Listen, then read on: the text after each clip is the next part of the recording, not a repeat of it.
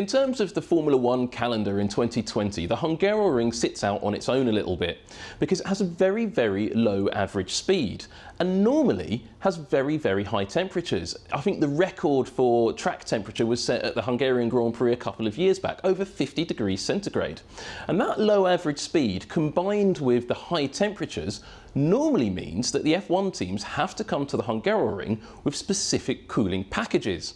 However, you've probably been watching free practice today and had a look at the weather forecast. By Hungarian standards, it's absolutely freezing in Budapest at the moment and it's raining. However, the teams were still prepared to bring new parts to the track, as we can take a look. With Racing Point, they brought along this different type of shoulder cooler. So they opened up the bodywork in this area in the centre line of the car where you are allowed ducts and slashes in the bodywork. Most of the bodywork you're not allowed to do that. McLaren have taken on the same approach, opening up these louvers here.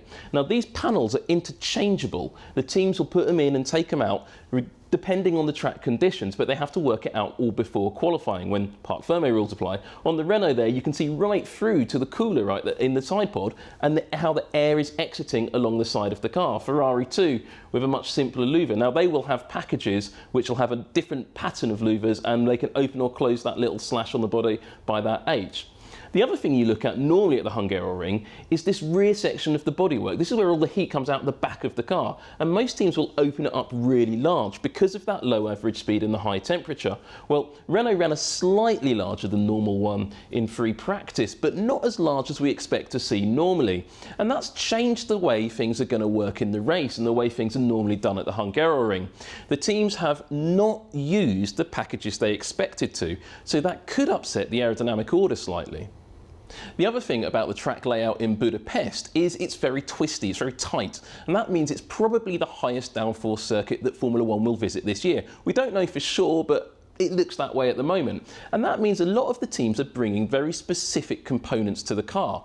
And those are the parts that you may have previously seen at Monaco, but we haven't had a Monaco Grand Prix, so this is the first time the teams have really run them. Red Bull have been taking an interesting approach to this because they've got a much steeper rear wing, which is what you'd expect, and you can see the Flovis paint on it there at the moment, but they've also brought a few other bits and bobs and components on there.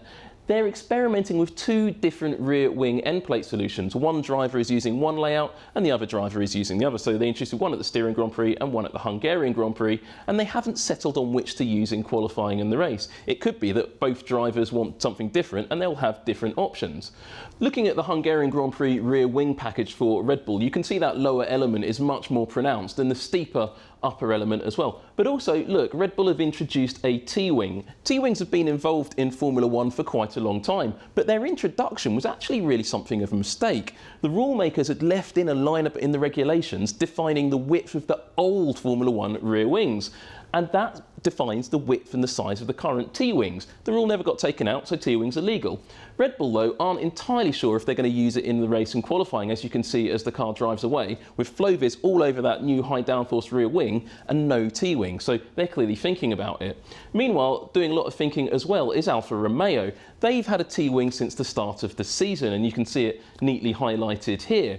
These wings, and that's the width I was talking about of the old rear wings in Formula One, and it's massive to see the difference between the old rear wings and the new rear wings. And here is the Hungarian Grand Prix specification T-wing on the Alfa Romeo. So they've invested, it looks like a small part, but that would have taken ages to develop in the wind tunnel. And they probably came up with about 10 different iterations, and this was the one that worked the best. And Alfa Romeo are not alone in introducing these new parts. McLaren have gone through a slightly complicated double-decker arrangement for their Hungarian Grand Prix high downforce specification T-wing with this neat little link section between the two, with this little metal section here.